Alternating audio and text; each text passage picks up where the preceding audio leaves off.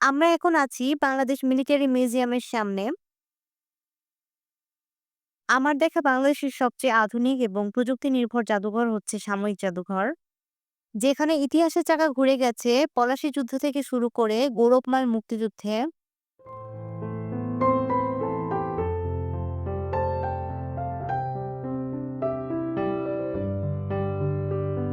চলুন তাহলে আজকে ঘুরে দেখা যাক সামরিক জাদুঘরটি, আর সেই সাথে সকল তথ্য আপনাদের সাথে শেয়ার করব।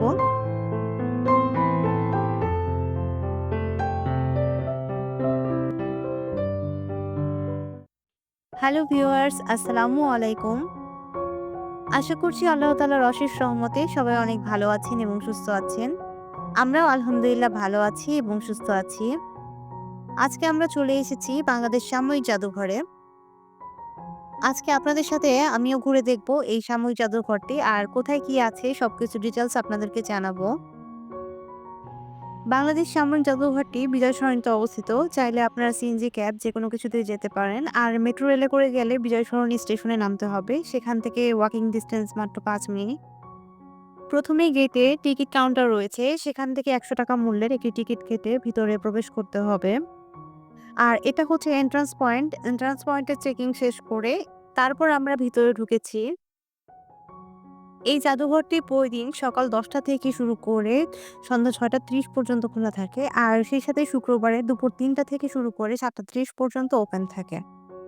এবং সাপ্তাহিক ছুটির দিন হচ্ছে বুধবার। এই জাদুঘরটি সর্বমোট ৫টি ফ্লোর নিয়ে গঠিত। আর আমার দেখা সবচেয়ে সুন্দর একটা বাংলাদেশের ইন্টেরিয়রের মধ্যে এটা একটা। ৫টি ফ্লোরের মাঝখানে আন্ডারগ্রাউন্ড ফ্লোর আছে ২টি। এই ৫টি ফ্লোর জুড়ে রয়েছে ৩টি ভিন্ন ভিন্ন সেকশন: নৌবাহিনী, সেনাবাহিনী এবং বিমান বাহিনী। আমার মেয়ে এখানে দাঁড়িয়ে পলাশী যুদ্ধ যে রণক্ষেত্রটা ছিল সেটা অনেক ভালো করে অবজারভেশন করছিল। পলাশী যুদ্ধের 3D ম্যাপে সেই সময়ের যুদ্ধের পরিস্থিতি এবং কৌশল খুব সহজেই সুন্দরভাবে তুলে ধরা হয়েছে। আমরা এখন ৩য় তলায় রয়েছি, আর ৩য় তলায় রয়েছে সেনাবাহিনীর বীরত্বের গল্প এবং বিভিন্ন ধরনের সরঞ্জাম। সেই প্রাচীনকাল থেকে শুরু করে এখন পর্যন্ত মানুষের ব্যবহৃত বিভিন্ন ধরনের সরঞ্জাম এবং বিভিন্ন ধরনের যুদ্ধ হাতিয়ার সবকিছুই রয়েছে এখানে। অস্ত্র এবং হাতিয়ারগুলোর অনেকগুলোরই মূল ভার্সনটা রয়েছে, যেটা প্রাচীনকালে ছিল সেটা সংরক্ষণ করা গিয়েছে। আবার কিছু কিছু ক্ষেত্রে দেখা গেছে যে সেটা রেপ্লিকা বানিয়ে প্রদর্শন করা হয়েছে। আন্ডারগ্রাউন্ডে ২টি ফ্লোর মিলে রয়েছে নৌবাহিনীর সকল ধরনের যুদ্ধ সরঞ্জাম এবং বিভিন্ন ধরনের ইতিহাস, আর সেই সাথে ভার্চুয়াল রিয়েলিটির সকল ধরনের চমৎকার প্রদর্শন।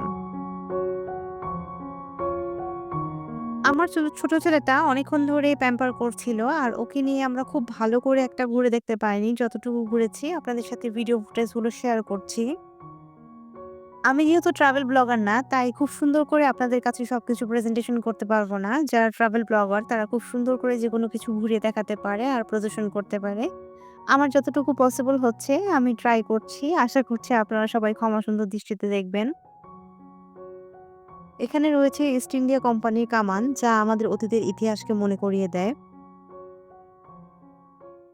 এই মুহূর্ত পর্যন্ত যারা আমার ভিডিওটি দেখছেন বা ভিডিওটি দেখবেন, আশা করছি ভিডিওটি ভালো লাগছে। আর ভিডিওটি ভালো লেগে গেলে অবশ্যই আমার চ্যানেলটাকে সাবস্ক্রাইব করতে ভুলবেন না। আমরা চলে এসেছি 4th ফ্লোরে, আর এই ফ্লোরে মুক্তিযুদ্ধ এবং সেনাবাহিনীর বিভিন্ন ধরনের স্মৃতিচিহ্ন খুব চমৎকারভাবে উপস্থাপন করা হয়েছে।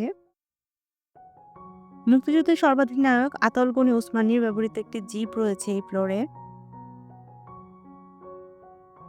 এখানে ১৯৭১ সালে ব্যবহৃত বিভিন্ন ধরনের অস্ত্র এবং বিভিন্ন সরঞ্জাম দেখতে পারবেন। আর সেই সাথে রয়েছে বিভিন্ন ধরনের ব্যবহারযোগ্য পোশাক এবং মেডেল। মুক্তিযুদ্ধের সময়কার যুদ্ধ কৌশল বিভিন্ন ধরনের স্ট্যাচুর মাধ্যমে খুব সুন্দর করে ফুটিয়ে তোলা হয়েছে।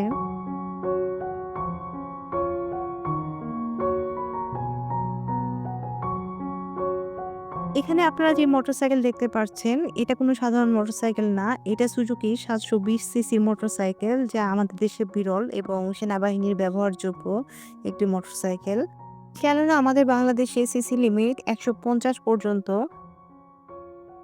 এবার আমরা এক্সপ্লোর করতে যাচ্ছি বিমান বাহিনী সেকশন।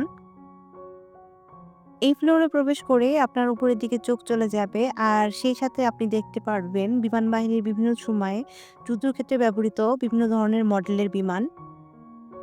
আর সেই সাথে রয়েছে আসল কিছু বিমান এবং তার ব্যবহৃত বিভিন্ন ধরনের যন্ত্রাংশ।